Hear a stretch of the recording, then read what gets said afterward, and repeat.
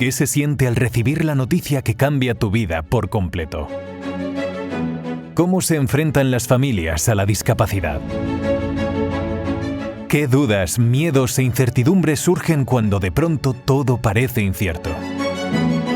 ¿Cómo transformar el miedo en esperanza?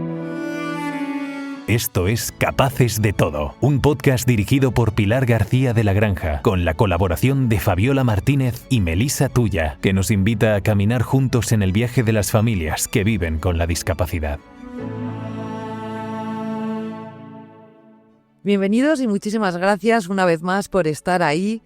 ¿Hoy de qué hablamos? Bueno, discapacidad. Discapacidad es una única palabra que engloba tantas realidades como personas hay en el mundo que la tienen. En España son 4,4 millones, de los que 2,6 son mujeres. El más del 20% de los hogares de este país, de España, el más del 20%, vive una persona con discapacidad. Pero a mí siempre me gusta diferenciar entre tipos de discapacidades. Nada tiene que ver la realidad de una persona con una lesión medular, independiente, con una buena posición económica o con mala posición económica, pero que pueda ser independiente porque no está afectada el diagnóstico intelectual, que otra con un trastorno neurológico que le hace totalmente dependiente en situación de vulnerabilidad y que tiene discapacidad intelectual. Eso sin contar que cada uno es un individuo con su propia personalidad, su propio carácter y sus propias circunstancias. En la persecución de los derechos de las personas con discapacidad y sus familias, esa compleja realidad es algo que conviene tener siempre muy en cuenta. En este podcast solemos decir que todos tenemos los mismos derechos y distintas necesidades. No es lo mismo estar en silla de ruedas y no tener discapacidad intelectual, pues llegar a ser presidente de Estados Unidos, que tener discapacidad intelectual. Nunca llegarás a ser presidente de Estados Unidos. Fabiola, ¿qué tal? Vamos a por ello. Gracias, Pilar. Y bueno, y lo tiene muy presente el Consejo Español para la Defensa de la Discapacidad y la Dependencia, el SED, cuya vicepresidenta, la experta en discapacidad y estrategia social, Mar Ugarte, nos acompaña hoy. El SED, que nació justo hace 10 años, se define como una asociación representativa, abierta, transversal, plural, diversa y libre, que da voz a más de 3.000 entidades sociales a nivel nacional y representan a más de 200.000 personas atendidas en el ámbito residencial, más de 1.050.000 en atención domiciliaria y a sus familias y a 350.000 trabajadores y voluntarios.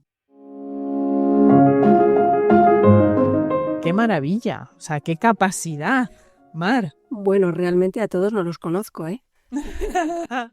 Bueno, y si ya te sabes los nombres, Sería tremendo. Sí, realmente, bueno, muchísimas gracias por invitarme al programa, en primer lugar. Y luego decir, sí, realmente CED nace hace 10 años con el objetivo de dar visibilidad a una parte de la discapacidad, de la dependencia y mayores que han emergido, que han salido a la sociedad a reivindicar sus derechos para vivir y para convivir en la sociedad. Voy a intentar no utilizar mucho la palabra inclusión porque le tengo un poquito de manía. La palabra sí, un poco cuando... Sí.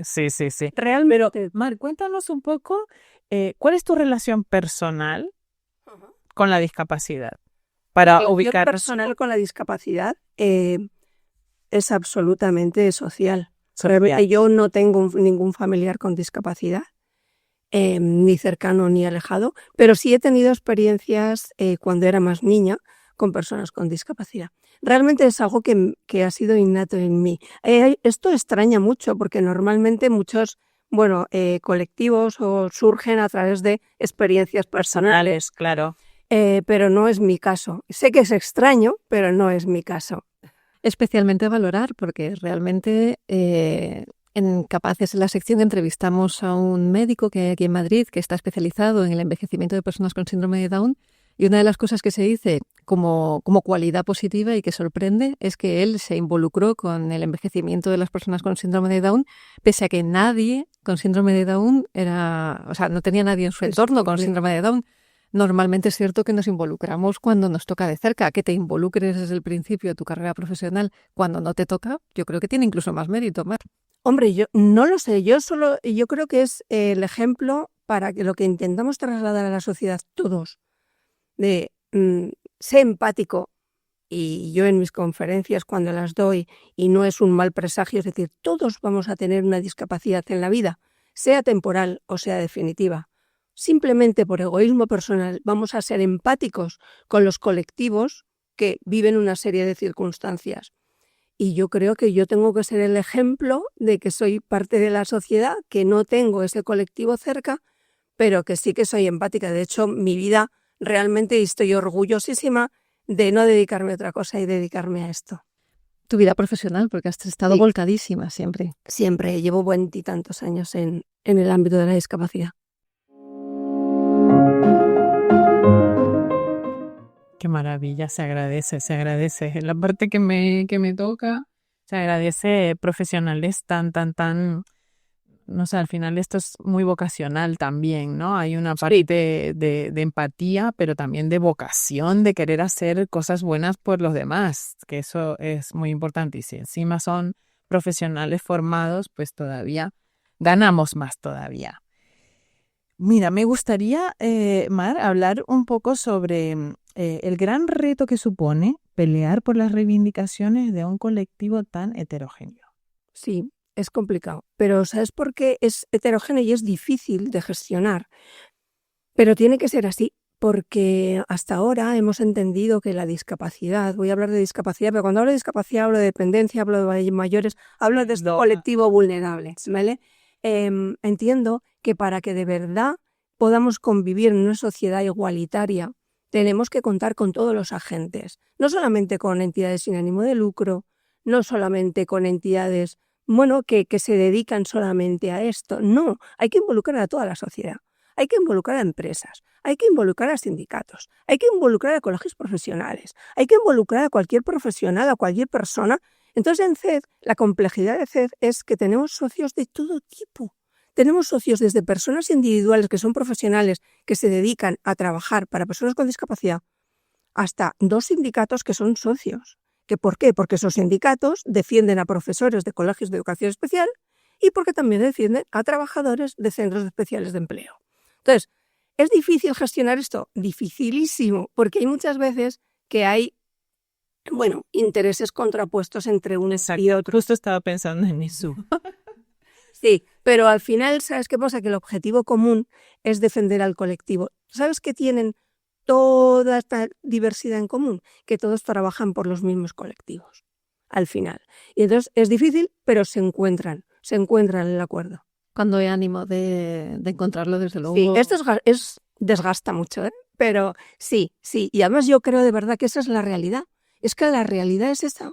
Es la empresa, es todo, es en los colegios, todo, educación especial, educación ordinaria, sanidad pública, sanidad privada, todo. O sea, realmente... Sí, es que eso es lo que realmente hace la vida, la conciencia social y el cambio, ¿no? Si nos quedamos solo en el gueto del mundo de la discapacidad y no se expande esta conciencia al resto, pues es muy difícil tener un lugar por derecho. Claro, ¿no? Sí, además yo creo que va en contra un poco de esa defensa de la inclusión cuando estamos marginando a determinadas situaciones solo por su nombre jurídico, ¿no? No, tú eres privado, tú eres empresa, tú eres... Y estamos viviendo situaciones reales muy duras, tanto en educación como en empleo, como en sanidad, tremendas, con verdaderos sesgos, con verdaderos buenos y malos, con verdaderas polarizaciones que nos está llevando a debilitar al colectivo. ¿Nos puedes poner algún ejemplo? No quiero que te metas en harinas que no deseas. No, voy a contar, lo he contado, lo cuento en mi artículo de 20 minutos, o sea que no... realmente os puedo contar el caso, estamos hablando del caso de la educación. O sea, la educación en el año 20, cuando salió la LOMLOE en su disposición adicional cuarta, en el que contemplaba que los colegios de educación especial en 10 años se tenían que convertir en colegios de referencia y colegios de apoyo a la educación ordinaria, lo que estaban diciendo y lo que están diciendo es que esos colegios se tienen que vaciar y se tienen que dejar de ser per se a lo que se están dedicando. Cuando ha convivido durante 60 años, 80 años la educación especial, la educación ordinaria, pero vamos, han convivido perfectamente. Cuando los padres tenemos un sistema educativo maravilloso, donde no tenemos dos modelos, tenemos la educación especial, la educación ordinaria y luego los modelos, como bien habéis hablado antes, de educación de apoyo, educación con apoyo, educación, clases de integración. Bueno, pues, pero como dos grandes bloques, la educación ordinaria y la educación especial. Bueno, ahora mismo estamos viviendo una realidad totalmente en contraria a la ley. La ley, estamos llegando a esos 10 años de margen, pero los colegios de educación especial cada vez están más demandados. Estamos teniendo cada vez más niños que están solicitando educación especial. Y digo yo, si esa realidad nos aplasta, ¿por qué se pierde tiempo en crear y estudiar una ley que no va acorde con la realidad de las necesidades que existen? Porque, o sea, yo no quiero que se me interprete como radical en el sentido de que no apueste por la educación y la integración de cualquier persona con discapacidad que pueda estar bien atendida en el sistema de integración. Pero digo yo, si una ley se crea para unificar, está excluyendo los otros modelos. Absolutamente. Coño, pues no es mejor sumar más modelos porque somos muy diferentes todas las personas. Cuando hablamos de necesidades, volvemos a la gran cita de nuestra querida Pilar, que siempre dice que somos todos diferentes, pero que necesitamos, o sea, tenemos necesidades muy diversas. Entonces, dentro de este concepto, ¿a quién se le ocurre poner una ley que limite sí, limite, porque al final es cortar posibilidades, oportunidades? Yo te puedo dar mi versión o mi punto de vista conforme a lo que yo he vivido o lo que yo considero. Yo creo que hemos llegado a un punto donde la política, que al fin y al cabo nuestros políticos son los que legislan, están fuera de la realidad. Ellos ya no tienen contacto con la ciudadanía. Entonces ahí tenemos una responsabilidad las personas, porque no estamos trasladando una realidad que obviamente no tienen que conocer por derecho, pero ya que se van a centrar en darnos respuesta, que por lo menos tengan la información de la realidad para que puedan tomar una buena decisión o legislar en relación a la realidad. Pero si está legislando sin tu asociación, se está legislando sin contar con los agentes afectados. Y ese es el problema. ¿Y eso cómo se puede mejorar? Que habrá que además de seguir haciendo una asociación, una fundación nace porque está reclamando a la sociedad una carencia que está percibiendo. Y lo reclama la sociedad, lo reclama a sus políticos. El problema es que aquí venimos cargados de ideología. O sea, la ideología debería desaparecer. Sobre todo en este ámbito. Wow, por Dios. En temas y ya fija, ya no estoy hablando hasta paso de discapacidad. Ni en los temas troncales, en los derechos fundamentales, en los derechos como puede ser la educación, como es la sanidad. O sea, son temas que deberían ser absolutamente estables, decididos como pactos de Estado, donde aquí la ideología... Yo no le pregunto a nadie del partido que esté efectivamente en ese momento. Es que eso no se debería modificar. Pero eso existe. Desgraciadamente existe. Ay, Mar, qué difícil. Es que si me pongo a hablar, cortarme, porque puedo hablar, si pongo a hablar de empleo, puedo ser tremendo. Llegaremos al empleo también, no te preocupes. Porque, a ver, educación es súper importante, lo hemos tratado con algunos invitados en el podcast, empleo todavía no, o sea, que no dudes que vamos a llegar al empleo. No, iba a comentarte simplemente que qué difícil, o sea, qué riesgos entraña el no entender esa complejidad cuando se habla de discapacidad. Ahí, obviamente, la administración pública, los legisladores tienen mucho que hacer. También las entidades sociales, ¿verdad, Mar? Por supuesto. Yo creo además que es que hay un cambio muy grande. Es decir, no solamente porque nosotros lo hayamos percibido, sino que el mismo colectivo de la discapacidad están yendo más rápido que la misma sociedad. O sea, el colectivo de la discapacidad está saliendo y está demandando ellos mismos, decir, quiero mi sitio, quiero mi lugar y soy capaz de hacer muchas cosas, dejadme y escuchadme. Y eso todavía hay mucha, gran parte, sobre todo de la administración, del Estado y de los gobiernos, que no, porque es incómodo, es que al fin y al cabo pensar que es incómodo, porque hay que trabajar más, porque tenemos algo muy establecido y hay que cambiar cosas y eso cuesta. En una administración que son tan elefantiásicas.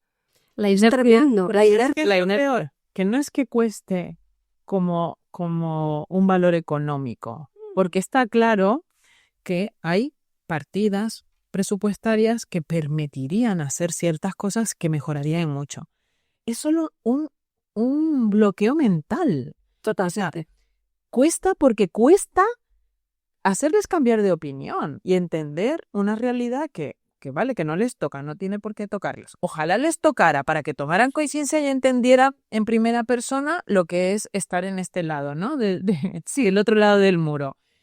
Ojalá les tocara, pero es que es increíble y es lo que acabas de decir. Las personas con discapacidad cada vez van teniendo más oportunidades, gracias a Dios.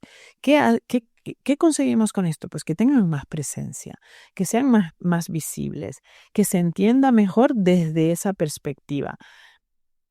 Pero precisamente por eso es por lo que hay que poner el foco ahí, porque sí, el papel lo aguanta todo. Vamos a hablar de inclusión, vamos a hablar de visibilidad, vamos a hablar de concienciación, pero luego no tenemos los mecanismos de verdad para llevar todo eso a cabo. Y cuando por fin los que sí lo consiguen alzan la voz, no se les escucha. Es como incongruente, ¿no? Sí, absolutamente. Pero es que yo lo que creo es que también es un tema, es un tema educativo, vamos, o sea, hay un tema, el tema, por ejemplo, estoy diciendo todo el rato tema, pero bueno, la educación. O sea, yo discuto muchas veces con mis hijos, bien, cuando hacemos una comida en casa, y les digo, no sois una sociedad más solidaria, porque creáis y salgáis a la calle para las ballenas de la Antártida. No, porque es que no sabes cómo se llama tu vecino. Y antes los vecinos nos ayudábamos, nos apoyábamos, sabíamos cómo se llamaba doña Luisa y don Pepe y lo que les pasaba. Nos metíamos en su casa, pero nos preocupaba. Ahora es que no sabemos, que justo nos saludamos en los ascensores.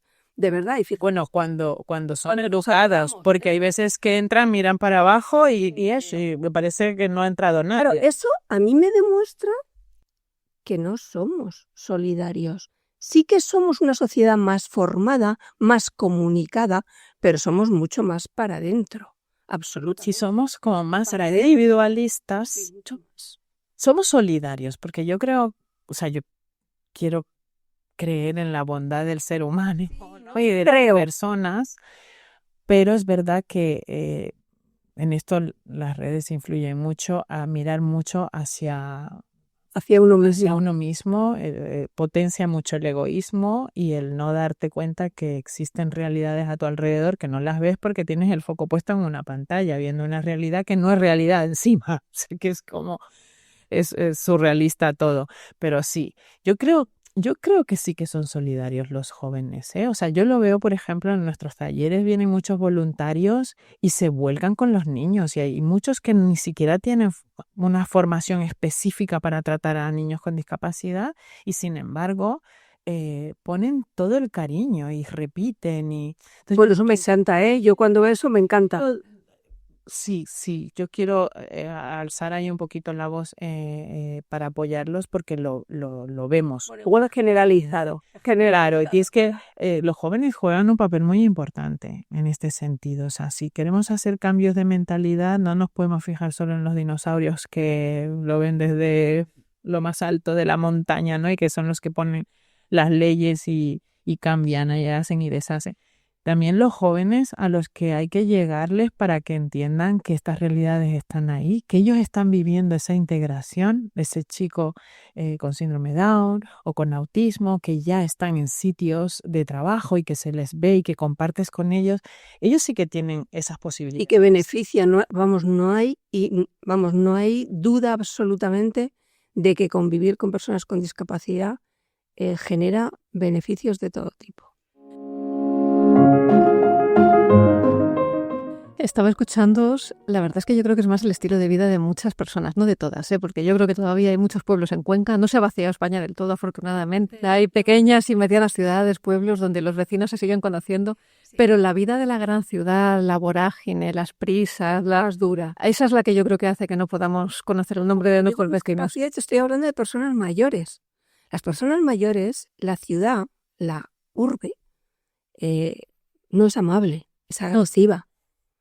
O sea, una persona mayor se siente muy aislada en una ciudad grande. Y luego en un pueblo no tienen los servicios que necesitan y la accesibilidad es un horror porque todos son por eso más calor de nuestro trabajo volcado en los mayores es volver a trabajar en la parte rural. La parte rural es vital.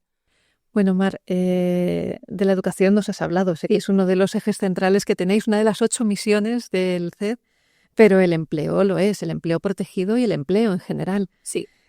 ¿Por qué es necesario recalcarlo como misión? ¿Por qué hay que evangelizar todavía tanto en ese aspecto? Hombre, yo creo que el empleo es parte de la vida, de la autonomía y del bienestar más grande que puede tener una persona.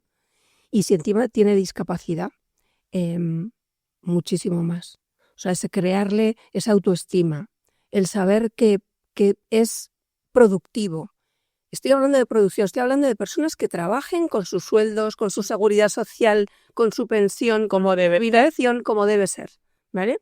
Pero fijaros que los datos que tenemos de empleabilidad de las personas con discapacidad es un tema que a mí me revuelve. Seguimos teniendo los mismos datos desde hace años y nos congratulamos y somos autocomplacientes dando datos. Es que ha subido un 0,0... No, perdón. O sea, llevamos datos, sí, estamos con el 1 de cada 4, la mayoría son personas con discapacidad física. No, vamos a trabajar con la discapacidad intelectual y en general con la discapacidad cognitiva en general. Yo cuando hablo de cognitiva, hablo de cualquier tipo de discapacidad que afecte a la cognición, ¿vale? Entonces, es que seguimos con los mismos datos, seguimos con los mismos datos de empleabilidad. Ojo, pensad que el 67% de las personas con discapacidad que están en edad de trabajar no son ni siquiera demandantes de empleo. Eso es por muchas cosas, ¿vale? Por muchos datos.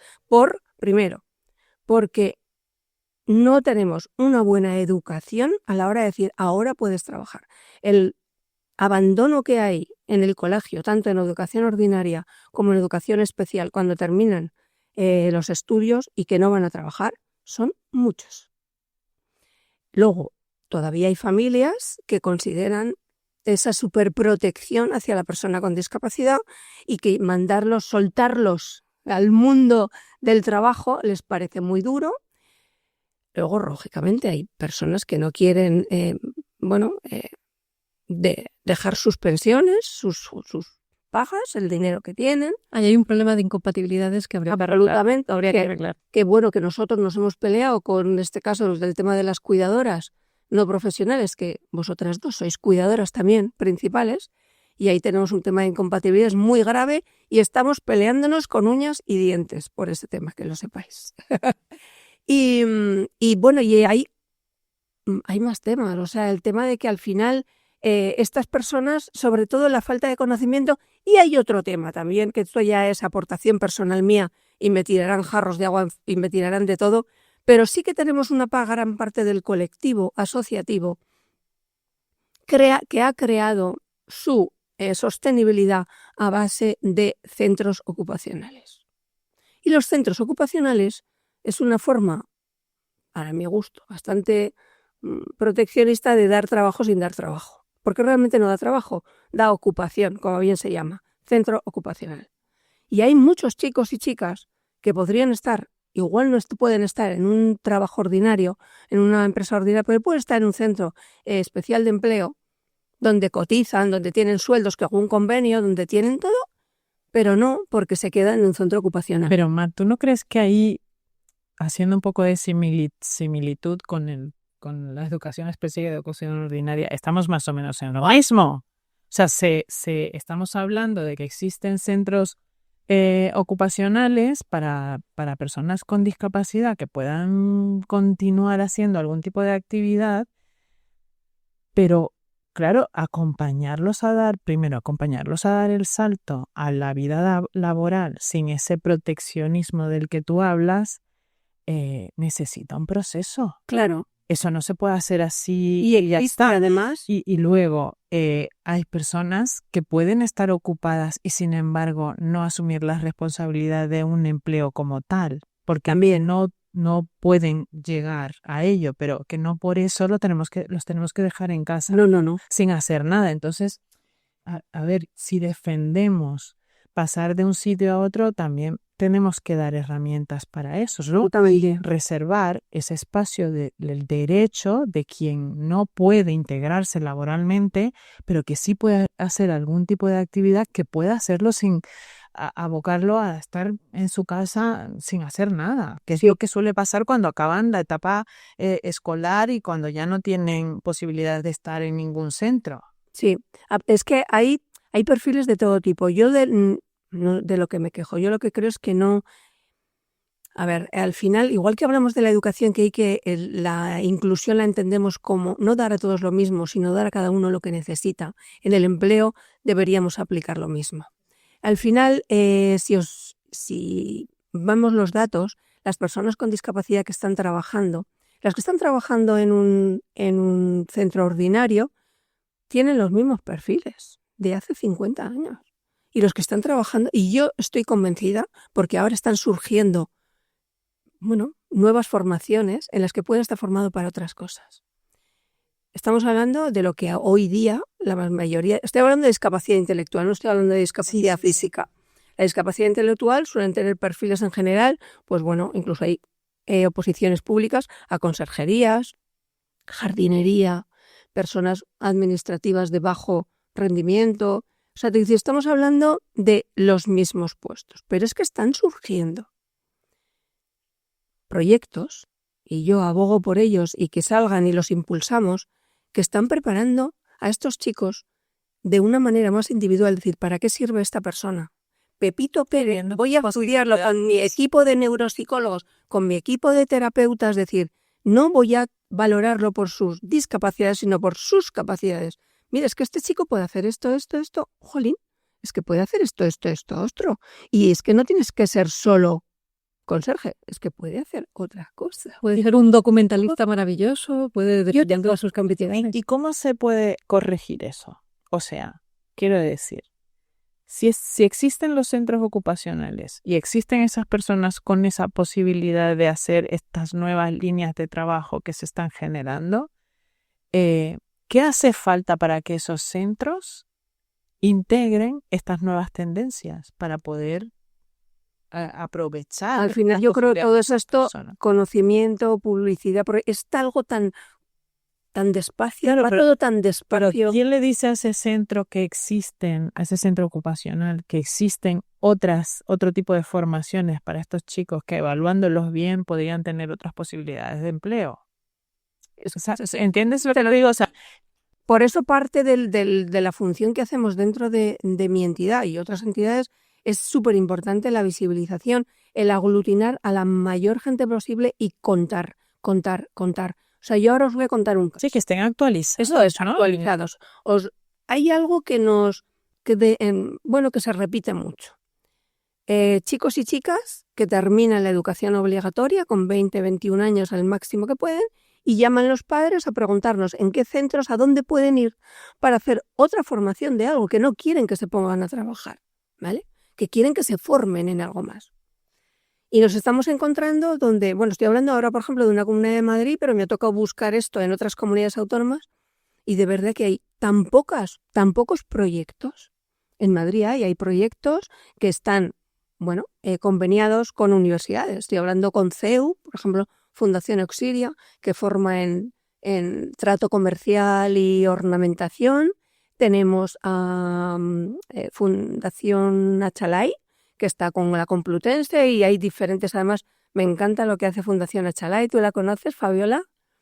Pues ellos tienen formación para personas con discapacidad intelectual y los tienen en diferentes grados. Es lo que te digo yo de evaluarlos individualmente dependiendo de su capacidad. Entonces los tienen en clases diferentes y los forman desde atención sociosanitaria, porque sirven de acompañamiento, como animadores socioculturales. Los forman porque son maravillosas personas para eso. Yo me emociono, os lo prometo, porque son maravillosos. Los forman también en imagen y sonido, como ayudantes de técnicos de imagen y sonido. Empiezan a surgir brotes de formaciones y que son buenísimos, porque algo que tienen los chicos y las chicas con discapacidad es que se comprometen tanto, son tan responsables, que es mucho, que nos falta mucho en esta sociedad. Y entonces eso lo suplen, es decir, ellos suplen su interés, su apoyo. Entonces van surgiendo formaciones diferentes y nos estamos dando cuenta, todos los que trabajamos por esto. Por habría que crear un organismo que vaya supervisando los centros ocupacionales para captar el potencial de esos chicos y de esas chicas, Que además y becarlos para que se formen y que puedan luego aprovechar todo ese potencial para integrarlos en el mundo laboral de verdad. En Fundación SIFU hacen becas por el arte, becan a chicos y chicas con discapacidad que bailan, que este año, bueno, ¿tú ya has venido a alguna gala? Hemos cubierto en la sección de capaces, yo No, creo. pues este año lo tenéis que venir venir a la gala en el Teatro Real el día 23 de septiembre, tenéis que venir. Iremos. Sí. Obligatorio, es obligatorio. Bueno, pues becan a chicos y chicas con discapacidad en todas las artes escénicas, en música, en instrumento, en canto, en danza, en baile. Es espectacular. Entonces, al final, bueno, pues es que existe todo eso, es que la discapacidad es igual de diversa que la sociedad. No pueden ser solo conserjes, pueden ser otras cosas, muchas cosas más.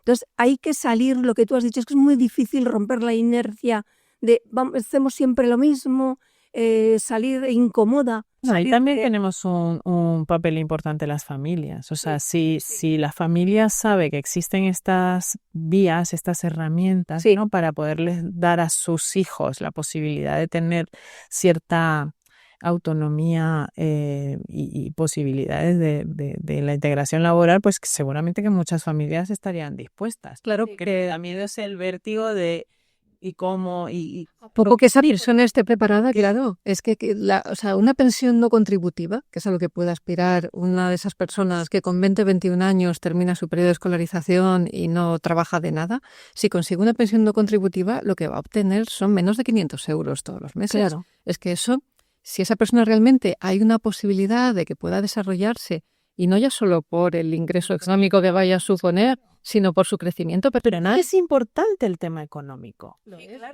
Porque los padres dejaremos de estar. Y esos chicos y esas chicas, mientras están trabajando, están creando también su propio colchón, ¿no? Para poder tener una vida el día que ya no les permitan ni físicamente ni mentalmente poder desarrollar ningún trabajo, o sea, una jubilación. Es que, claro, yo creo que hay una base que no se está teniendo en cuenta, y es que antes las personas con discapacidad fallecían antes, por ejemplo. Es verdad. Y tenían muy pocas posibilidades de desarrollarse. ¿Qué pasa? Y las escondíamos, porque daba vergüenza, las familias las escondían. Exactamente. Entonces ahora tenemos que cambiar un poco ese patrón tan bloqueado que existe, tanto a nivel familia como a nivel social en general, porque es que nuestros niños, nuestras niñas viven más tiempo, tienen más calidad de vida y tienen más posibilidades, y si encima nos estás contando que existen un montón de formaciones que pueden sacar ese potencial, pues entonces hay que romper como sea ese patrón tan estricto y tan rígido de bueno, es que si va a trabajar, que entregue los papelitos o que en las oficinas, ¿no? Que vayas repartiendo, o que sea conserje, o que sea. Y que hay muchas otras más posibilidades. Por supuesto, absolutamente. Mira, hablando de ayudar a las familias también, para que sean conscientes de que esto existe. Y volviendo un poco al tema del dinero, que efectivamente, Fabiola, es importante, y tú lo comentabas antes, es verdad que nos congratulamos porque a lo mejor ha crecido un 0,5 el empleo de las personas con discapacidad año a año, lo que sea. Tengo delante los datos de la brecha salarial, que ha crecido un 1,5 y ganan un 18,7% menos. O sea, eso ya te está indicando que están ejerciendo trabajos. Y aquí está toda la discapacidad, ¿eh? Aquí no se está mirando la discapacidad intelectual, aquí se está mirando la discapacidad de un lesionado medular que se ha sacado una carrera universitaria. Claro. Y es un 18,7 por redondear, un 20% menos están ganando. Y ha caído un 1,5, que de verdad o sea, yo creo que son datos que animan a hacer una intervención rápida y eficaz sobre el tema. No, absolutamente. Pero es que además, mira, ahora que has hablado de la brecha salarial, te lo voy a poner peor, desgraciadamente. Como os he comentado antes, las personas con discapacidad, sí, a nivel de cotización, pueden trabajar tanto en el empleo protegido como en el empleo ordinario. El empleo protegido, hasta ahora, eran empresas que montan el primer requisito y sine qua non que hay que cumplir, que es que el 70% del colectivo de los trabajadores tienen que ser personas con discapacidad. Estas empresas, lógicamente, por tener ese porcentaje tan alto de colectivo, tienen bonificaciones, subvenciones y ayudas del Estado a la hora de contratar a estas personas. Ojo, estas empresas y la ordinaria. La empresa ordinaria también tiene las mismas ayudas que los centros especiales de empleo. Bueno, el tema es que hasta ahora, incluso pensad que hay muchas personas con discapacidad o familias de personas con discapacidad que han montado centros especiales de empleo para darles una sostenibilidad a sus hijos. Bueno, pues ahora volvemos a la ideología. Desde el año 2017 nos hemos traído de Europa, que no me parece mal, pero no me saques fuera, volvemos a la polarización, el que se van a entrar en la ley de economía social y con las ventajas que puede ser una empresa de economía social, los centros especiales de empleo que sean de iniciativa social. ¿Eso qué quiere decir? Que todo lo que gane esta empresa tiene que repercutirse directamente en el centro. Volvemos a que estas personas no queremos que ganen dinero. O sea, no queremos... ¿Por qué una empresa que gana dinero está demonizada? O sea, ¿no? ¿Por qué demonizamos a las empresas que quieran ganar dinero? Efectivamente, un empresario que quiera apostar por este modelo y por las personas con discapacidad para ganar dinero. Dar una empresa de tomates, monta una empresa de centro especial de empleo para dar... De hecho, os voy a contar, tú lo conoces, Melissa, el caso de Albert Campabadal, que es el presidente de CED. Este hombre, hace 30 años, él tenía su madre con discapacidad, su hermano con discapacidad, y fíjate lo que es la vida, tiene una hija con discapacidad y nietos con discapacidad. Le pasa como a mí, que le persigue la discapacidad. Le persigue, es lo que dice él, dice, si hay una estadística, yo me la llevo toda. Entonces, este hombre hace 30 años montó una gasolinera y dio el trabajo a 2 personas con discapacidad, porque pensó a su hermano y yo te digo, oye, pues qué bien funcionan. Pero montó otra gasolinera, pero dijo, ya, pero así... solo puedo dar trabajo a muy poca gente con discapacidad. Y entonces se le ocurrió montar un centro especial de empleo. Hoy es, Grupo SIFU, que es el que más empleo da, tiene 8.000 trabajadores con discapacidad en España y en Francia también tiene, ¿no? Hoy día es de las empresas más grandes que es Centro Especial de Empleo. Claro, vamos a ver, ¿es que es malo ganar dinero? Si estoy dándole trabajo, ¿yo le estoy pagando mal a este hombre? No, le estoy pagando conforme a su perfil, a su desempeño, según convenio, a sus horas. ¿Por qué es malo ganar dinero? Es otro problema que tenemos con este tema. Pero eso es ideología. Absolutamente, claro que es ideología. Política. Absolutamente. Es que los que están demonizando esto también ganan dinero. Claro. Alguien les pagará, digo yo. Efectivamente, el que quiera un centro especial de empleo que funcione como una fundación y revierta en eso, pues fenomenal, o sea, muy bien. Y el que quiera montar, quiera montar una empresa con un objetivo económico, pues también se quiere sacar. Es productivo también para los demás. No hay que verlo como que se aprovechan de situaciones, porque al final todos ganamos. Claro. A mí me encantaría ver un futuro para mi hijo Quique desarrollándose profesionalmente, claro, algo que él pueda hacer y que eso le permita ganarse la vida, y que en vez de contar con una paga que a lo mejor se la dan o a lo mejor se la quitan porque nunca se sabe, porque te cambian la ley y ahora ya no entras en los parámetros para poder acceder a esa ayuda, y conformarse con 500 euros, no llega. 500 euros al mes. Paga al fisio, porque ya no estamos hablando de colegios y tal, ya estamos hablando de un señor adulto que vive solo y que tiene que tener unas necesidades cubiertas. Una vivienda, imagínate. Bien, Claro. pues ¿cómo adaptas una vivienda? Te alimentas, mantienes tu fisio para mantener la salud, etc, etc. Con 500 euros de paga. Imposible. ¿Qué va? No sé. Entonces, termino porque me enrollo, pero os quiero contar lo de la banda salarial. Bueno, realmente lo que ahora con el proyecto que hay de ley de economía social se quiere sacar a lo que son empresas de iniciativa empresarial de todos esos beneficios de la economía social. Con lo cual va a haber, es ponerse en peligro más de 60.000 puestos de trabajo de personas con discapacidad.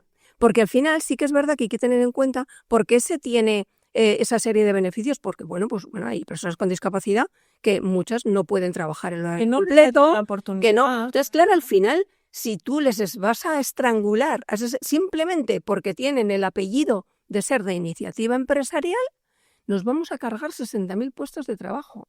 De personas con discapacidad. Director general de empleo a mí me ha jurado y me ha perjurado que no, pero entonces le digo, ¿por qué me los distingues? Ya lo va a decidir el empresario. Entonces al final digo, pero si no me los distingas en la ley.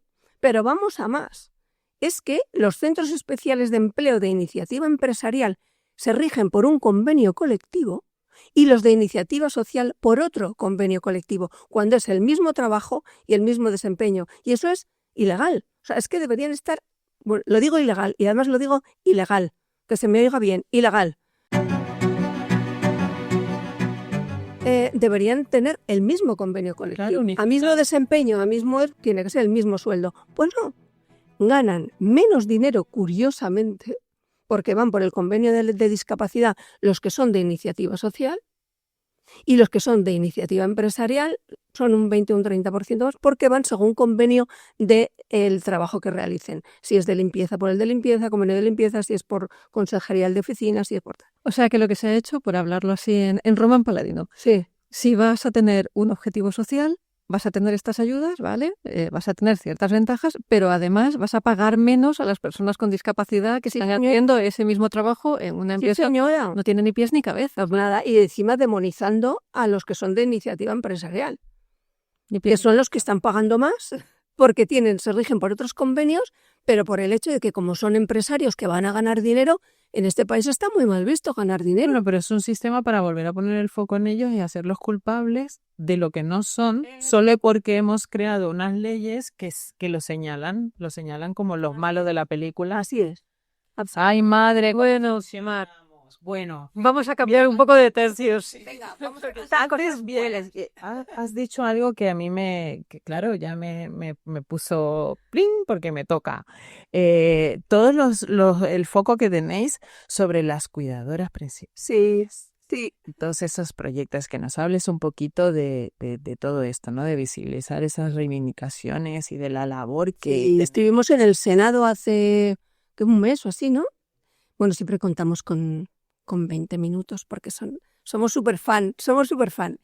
Y bueno, pues al final digo mamás y digo mujeres, no estoy sesgando a ningún hombre, ¿eh? Me vais a disculpar, pero son casi el 90%, la realidad es que el 90% de las cuidadoras principales en este país son mujeres. Y estoy generalizando a todo, tanto al ámbito del mayor y del dependiente mayor como a los niños. Pero realmente ha surgido, es la primera vez en la vida que ha surgido una medio organización que se llama, digo medio porque es plataforma y les estoy instigando para que se estructuren y se convierten en una asociación, que yo creo que pueden ser incluso hasta una federación, porque hay asociaciones metidas dentro de mujeres cuidadoras que ellas reivindican, lógicamente, que son principales. Ahora mismo, si el número no me engaña, son alrededor de 700, 800 mujeres en toda España, entre las que hay alrededor... ¿Tiene un nombre la asociación? Sí, se llama Plataforma de Cuidadoras Principales, ¿vale? Y tienen redes y todo, ¿vale? Es una plataforma. Me para bichear porque es interesante. Y hay alrededor de 700 mujeres, 700, 800, y también alrededor de 20 asociaciones que están involucradas en ello. Bueno, pues como sabéis que ahora se está revisando toda la ley de dependencia y si hay una modificación de la ley de dependencia, se han trabajado con ellas, sobre todo ellas se han movido muchísimo y se han reunido con el Ministerio y con el ministro Bustinduy al respecto de reconocimiento de derechos. Bueno, el proyecto que ha salido, lógicamente, pues bueno. Bueno, todavía es verdad que todavía vamos a ver qué sale, pero Sí, pero bueno, el anteproyecto que ha salido, por eso hicimos la jornada, reivindicando que es un halo al sol. Es decir, hay un artículo solamente en el que dice, bueno, apoyaremos el apoyo psicológico. ¿Cómo que apoyo psicológico? Perdón, estas mujeres han dejado de trabajar. Que sí, Muchas. es importante el apoyo psicológico. No le vamos a quitar valor, que luego encima nos quedamos sin eso. No, pero es que hay muchas más cosas. Muchísimas más, por supuesto, y sobre todo lo que hablamos de las incompatibilidades en las prestaciones económicas. A estas mujeres están reivindicando muchas cosas y entre ellas, a ver, se ha evaluado un montante. Esto, si estos trabajos estuvieran pagados, estamos hablando de alrededor de 1.800.000 puestos de trabajo en este país. porque vamos a bajar un poco el foco por si alguien nos pilla escuchándonos despistado. Estamos hablando de mujeres, normalmente en su mayoría, mujeres que han tenido normalmente hijos, hijas, con una discapacidad muy importante, severa, que les hace muy dependientes, y entonces estas personas han tenido que dedicarse exclusivamente a sus cuidados. Obviamente no pueden trabajar de nada más porque tienen una persona a su cargo que requiere medicación, que requiere llevar a rehabilitación, traer de rehabilitación y demás. Se ha formado, tienen carreras universitarias, han estado en el mundo laboral de una forma muy activa y que han tenido que parar en seco para poderse ocupar y dedicar al cuidado. Y Mar, ¿y estas personas, estas madres, a cambio de esta renuncia, qué consiguen? ¿Qué recursos les da la administración en este momento? Bueno, pues ahora mismo es que tienen incompatibilidades. O sea, te decir, realmente no tienen nada. Para no mentir, hay una cotización especial que hay que en la Seguridad Social, que se ha recuperado hace pocos años, pero es una cantidad nimia.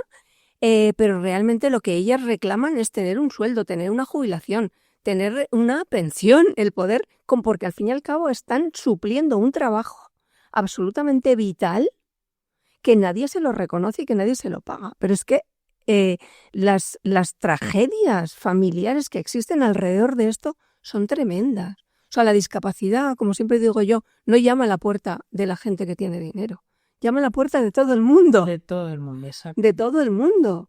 Y entonces realmente ellas han reclamado, y parte muchas, y os pasaré, yo no sé si os he pasado las reivindicaciones y el documento de ella, pero os lo voy a pasar. No, lo tenemos, lo hemos dado en Capaces, y de hecho estamos todas las semanas entrevistando a una mujer, normalmente a veces hombres, que son cuidadores principales. Pues lo pasa es que a veces hay hombres también. Me acaba de venir una familia que conocimos en la fundación, que él era bombero y ella una alta ejecutiva de una firma de cosmética muy importante. Y a la que estaremos encantados de hacer publicidad si quieren iniciarse este podcast. Exactamente. Que además hacen mucho a nivel social y bueno, pues que aquí les presentamos nuestro espacio. Que precisamente ellos la decisión que tomaron fue quién ganaba más dinero de los dos para ver de cuál empleo podían prescindir para poder mantener toda la infraestructura. Y acabó siendo él el que renunció a ser bombero, que es una de las suposiciones más duras. Sí. Y la verdad, una pareja joven, muy, sabes que puede ser cualquiera, que no es que tuviesen unas condiciones excepcionales y entonces les pasó y pobrecito. No.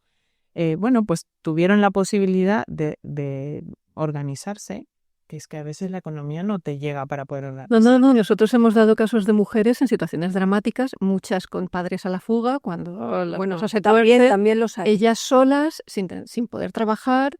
Su hijo, obviamente, como no ha tenido oportunidad de trabajar, no tiene tampoco una pensión de la que se pueda vivir, teniendo que recurrir a los abuelos, o sea, situaciones realmente dramáticas. Sí, tremendo. Y realmente hay una prestación que ellas especialmente es lo que vosotros podéis conocer, lo que es la prestación vinculada al servicio y la ayuda al cuidador.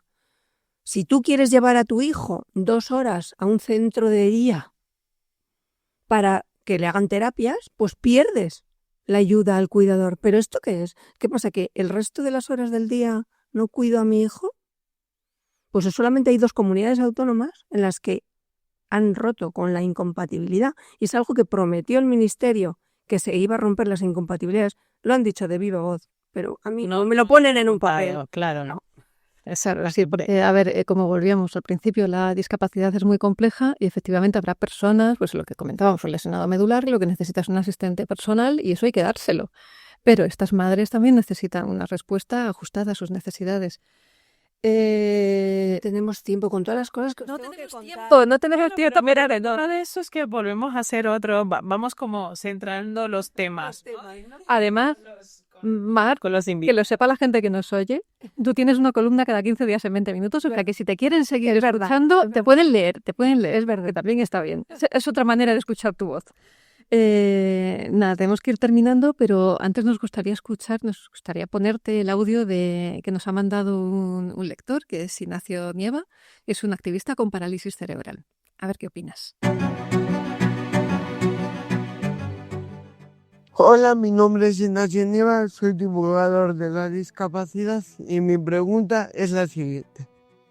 ¿Cómo podemos pasar de una visión paternalista hacia las personas con discapacidad hacia un modelo donde realmente empoderemos a las personas con discapacidad?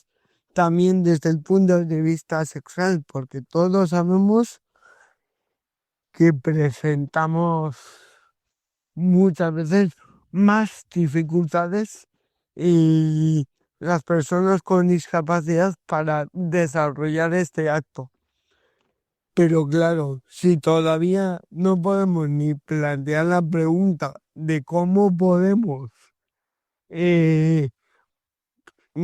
experimentar, explorar nuestra sexualidad, nunca lograremos resolver esa cuestión, porque la pregunta es un tabú.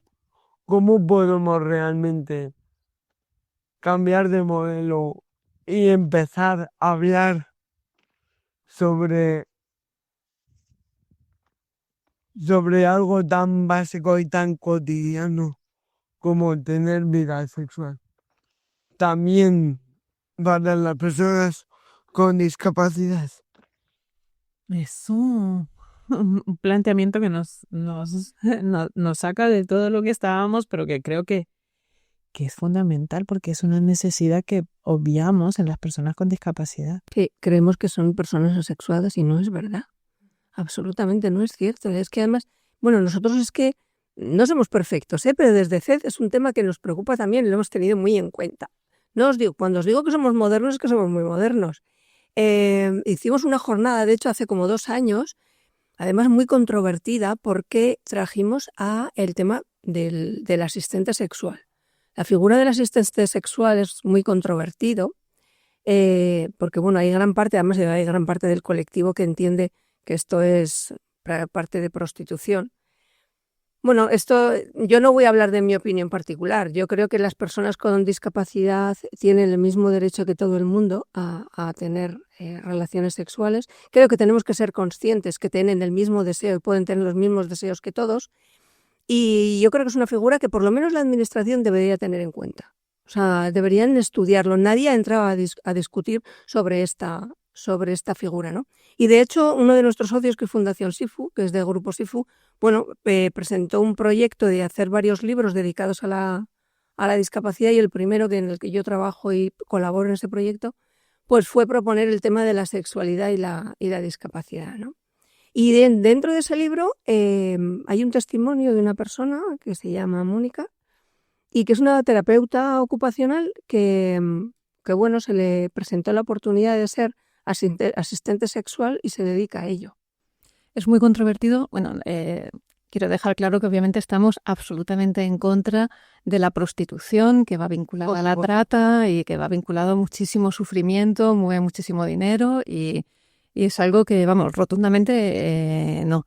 Luego también es verdad, pues como decías, Mar, la sexualidad. Todos somos seres sexuales. Totalmente. Todos somos seres sexuales. Y en el libro que publicáis, ¿qué nos vamos a encontrar? En el libro os vais a contar testimonios, algunos anónimos, de personas con discapacidad. Alguna madre o padre que cómo aborda, se les hace una encuesta de cómo aborda la sexualidad con su hijo con discapacidad.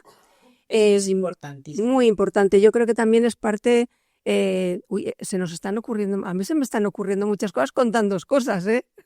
No, habrá que hacer un programa entero de ese tema. Sí, esto se merece tema. Sí, yo creo O sea, perdona, un programa. podcast, un programa específico para esto, porque hay muchas cosas. Y yo creo que cuando hablamos del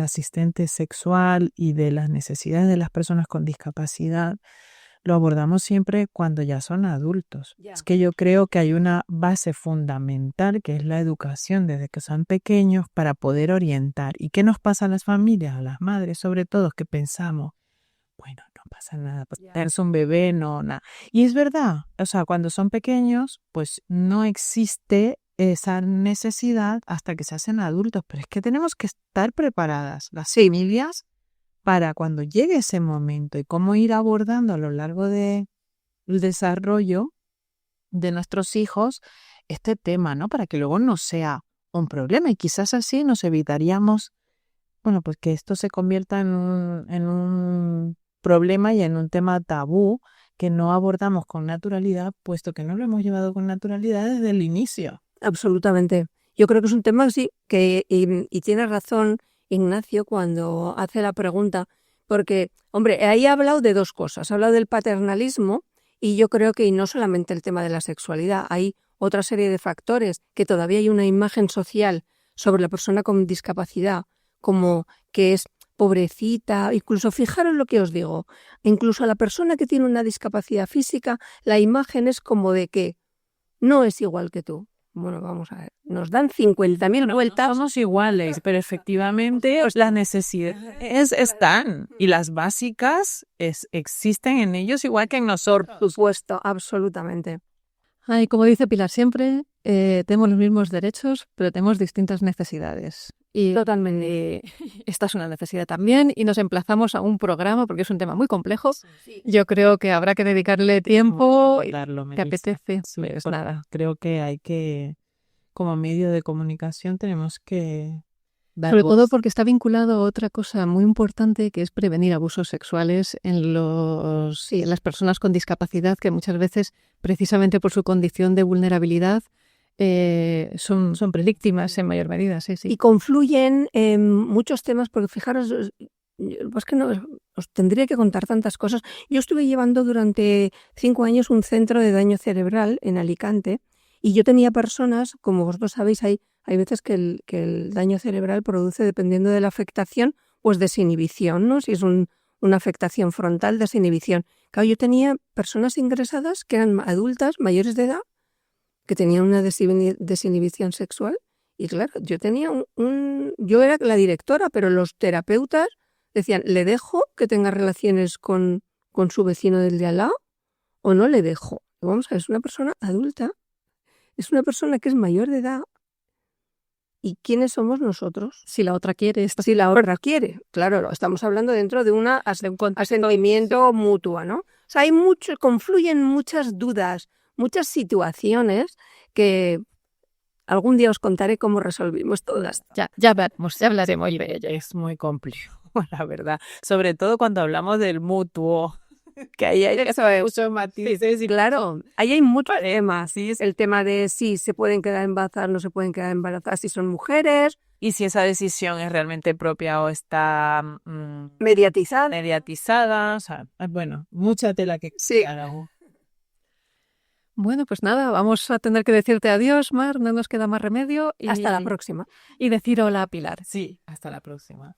Siempre es súper interesante tener a Mar Ugarte con nosotros. Esta mujer es un libro abierto sobre la discapacidad, la inclusión, la diversidad. Seguro que la vamos a tener muchas más veces en nuestro podcast Capaces de Todo y además seguro que tenéis muchas preguntas que enviarle. Pero primero, Fabiola, si te parece bien, vamos a ver ese minuto de referencia, lo más importante de esta conversación que siempre nos trae Melissa. Gracias, Pilar. La discapacidad es muy diversa, muy compleja y representar a todos los colectivos que la conforman supone un reto mayúsculo.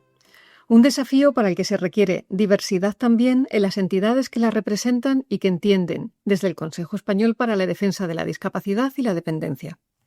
En el CED entienden la necesidad de defender, por ejemplo, a las mujeres cuidadoras de grandes dependientes y que sus reivindicaciones, pendientes de atender, no se asemejan en nada a la de los emprendedores que se arremangan para crear empleo para las personas con discapacidad.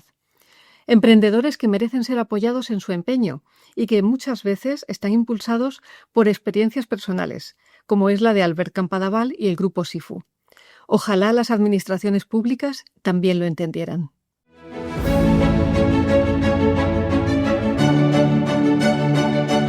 Y para terminar, reflexionando, como siempre vamos a recordar la cita del escritor John Steinbeck, autor, entre otras obras, de Ratones y hombres, una de las primeras ocasiones en las que la literatura tuvo como protagonista una persona con discapacidad intelectual.